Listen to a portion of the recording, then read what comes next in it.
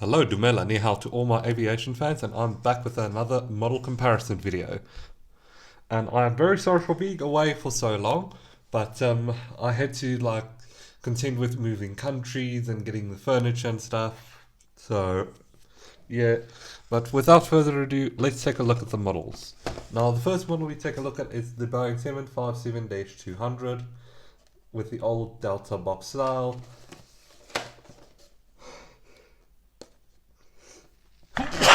Excuse me. Excuse me. We have the plane climbing, as you can see.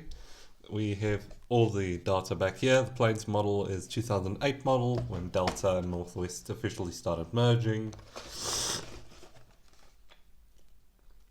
Now, the plane is a Delta Airlines, obviously, model. Then we have 757-200, the plane type, line and construction numbers. The plane's registration is November 703 Tango Whiskey, a former TWA aircraft. Plane's powered by two Pratt & Whitney PW2037 engines. It's first flew in 1996 and it was delivered to Delta in 2007. The plane's got an empty weight of 520,000 pounds, whatever. Cruising speed's 550 miles per hour. The range is 3,900 miles, and the plane seating is 200 in a mixed class and 228 in high density. So, does it compare to the other plane we're looking at, the 737-900 ER version? Now, here's the box art up front. This is a 2008-19 model. Sorry. Okay, so here we have the data for this one. Obviously, Delta Airlines, 900ER, line and construction numbers. The registration is November 899 Delta November.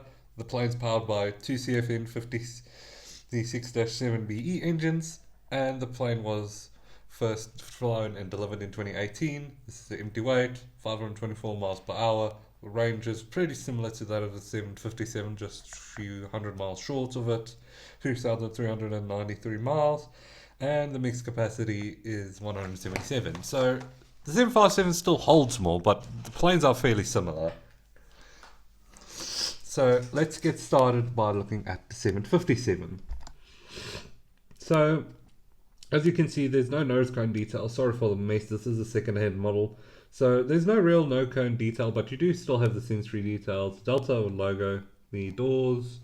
So actually almost pretty much everything is similar on this model. There's not really much big difference compared to the 737-900ER, which does have some finer details like nose cone door and the just mainly the nose cone door and so on. There is some differences in delivery, mainly because this one's a little bit warped, so apologies for that one.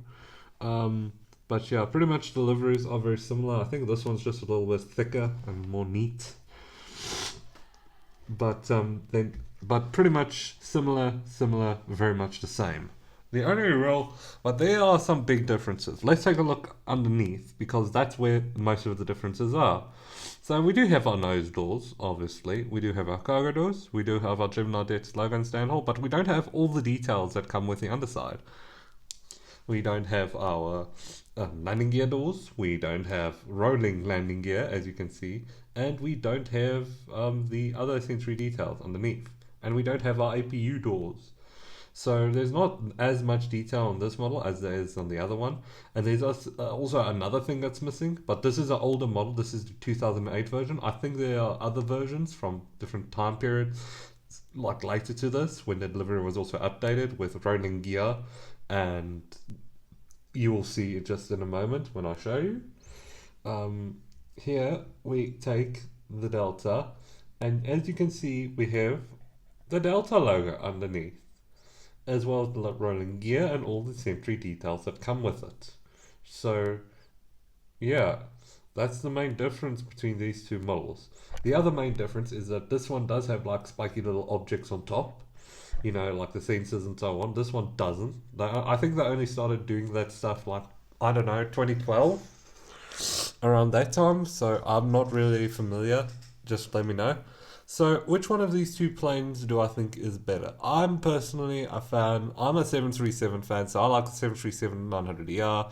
But both of them are very well built for their purpose. It's just the 757 kind of outflies the 737 in terms of capacity by about 23 people, in terms of range by a few hundred miles, and in terms of speed with a uh, few extra, a bit of extra speed, miles per hour.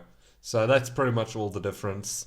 I wouldn't be surprised if the 757s do eventually get retired around recently, even around 2030. So yeah, so just be aware of that. But for now, enjoy flying on one of the two. They're very cool planes. I really like them. Have a nice day. Peace.